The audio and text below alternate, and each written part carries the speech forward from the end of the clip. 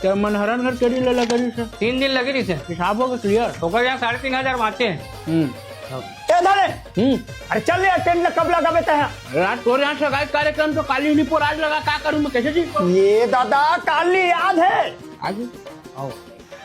कहाँ है वर्कर मन कहाँ है मन पराना भट्टा के है। अरे एजेंट भैया सगावन निकल गए एक काम कर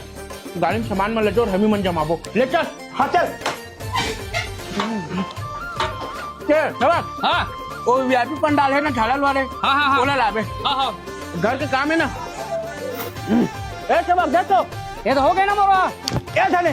अब का तक टाइम लगी यार लेटी हमन हो गए तोर सामान कटका बड़ा ही लो बता जी वो दे आगे कहा थे धाने कैडेट हमरो हो गया बुला घर में बुला ले जा हाँ ए काका रुको मैं क्या कहा था महंगा पंडाल है वो फटाका शटाकर बचा सकते हैं चल चल अरे रुकना सगावन आगे मिक्सचर खा के जाबी ले जा जा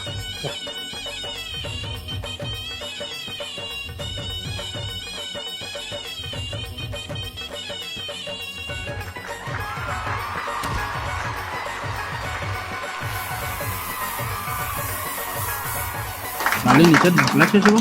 तुम गाँव के जी नहा रहा है